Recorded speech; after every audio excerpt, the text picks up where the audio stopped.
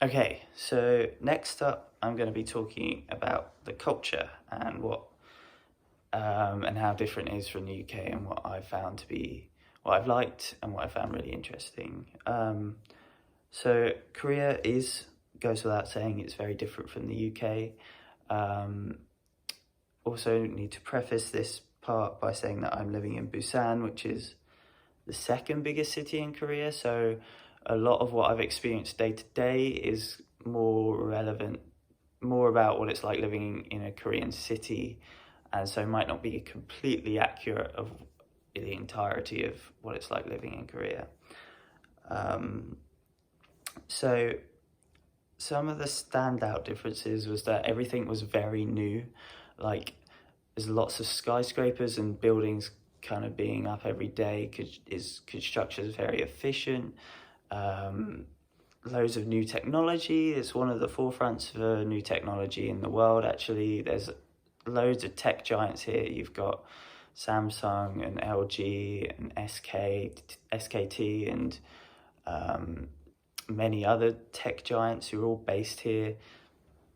And so a lot of the things in Korea are made in Korea by Koreans, as opposed to like in the UK or in the West, where a lot of things are actually made but in China or Asia and then brought over here. I think a lot more of it is made in house, which maybe is a reason as to why Korea has become such a successful economy in the past 50 years. Like 50 years ago, this country was a third world country, and now it's what probably the fastest growing economy in the world.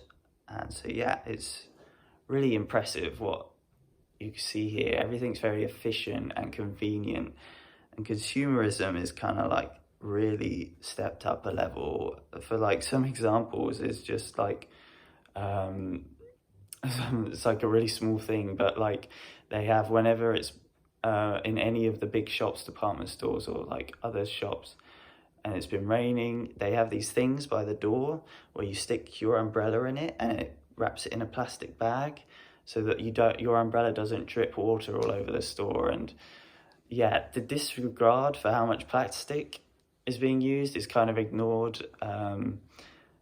Like plastic straws are still used here, and like I do think about how much of this is affecting the environment at Subway, but I think that's less of a focus over here, and it's much more consumer friendly and what's convenient and what's helpful to everyone, and that's I have really enjoyed and benefited from that. And it's like like the trains are on time all the time. There's regular public transport, um, and it's fast as well. I mean, it's really convenient. A lot of the things living here, especially compared to the UK. And it's probably something I don't realise I will miss when I return home in the summer. Moving on to some of the more social aspects of Korean culture, such as food. Well, starting with food, it's great. Like compared to English food, English food doesn't hold a candle to Korean food. Honestly, it's really good. It's also really cheap, especially around the university. A lot of the restaurants are marketed at student level finance, so it's all fairly cheap, like 6 or 7 thousand won for a full meal.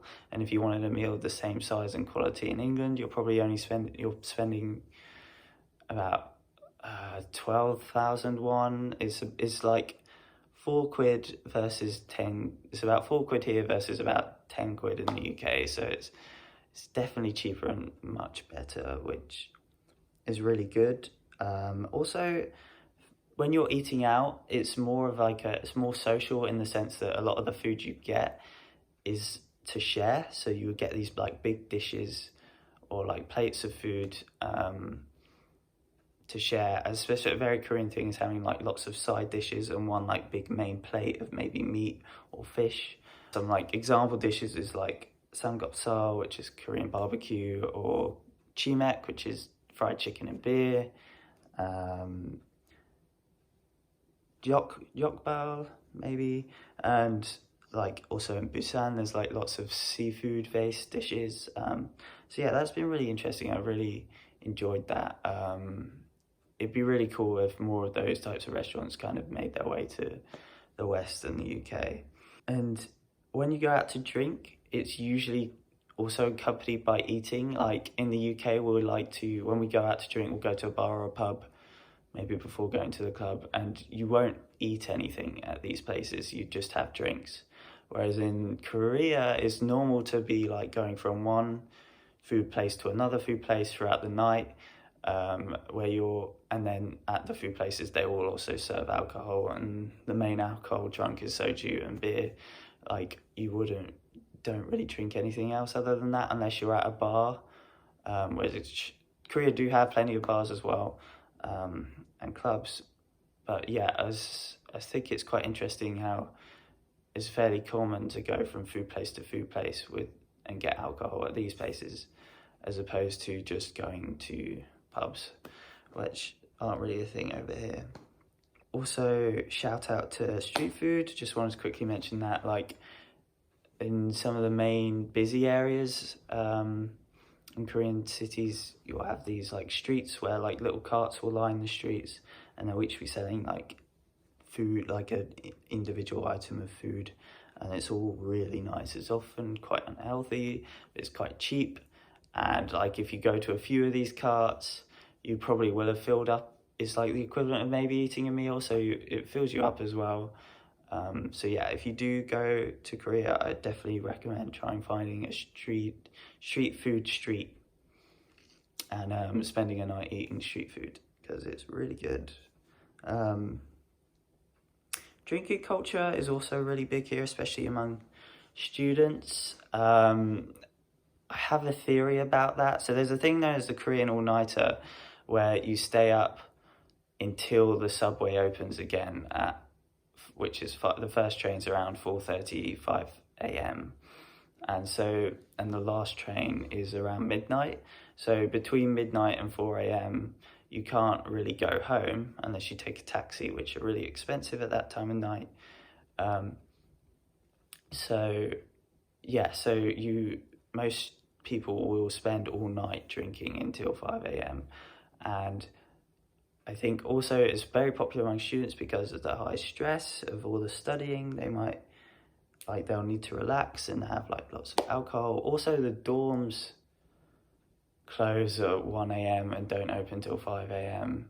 You can get in between those times, but you end up pissing off a security guard, and there's a whole penalty point system. Like, you risk being kicked out of the dorms if you get too many penalty points. So most of the time, students, just if they're out past 1 a.m., that means they're staying out till 5 a.m. at the earliest. So for me, I'm not the biggest drinker, and I've only done that once, like a full night out. It's kind of fun, but yeah, maybe I have no problem with it, but it's not really for me. Some other things I've noticed are that Korean society is very homogenous, which means that there's not many foreigners, it's mostly just Koreans in Korea. And so foreigners like myself stand out quite a bit, where like it's really normal for me to be out in public for a long period of time and at least a dozen people will stare at me. Like, it's kind of funny because back home I thought everyone was staring at me, but that was just my anxiety. In Korea, I know everyone is staring at me. So that is something that I got used to pretty quickly, but it's a bit weird. Korean society is also really safe. Like, in the dorms, all the parcels and stuff are just left in a pile on the floor in the lobby, and like no one takes what isn't theirs. Like, if you drop something in public, people won't, or leave it maybe behind in a cafe, leave something on the table in a cafe, so people will chase after you to make sure you didn't lose it. You don't have to worry about your stuff being stolen. Like, I think it is like really rare cases. Like, of course it does happen, but generally speaking, it's not something you have to worry about. So yeah.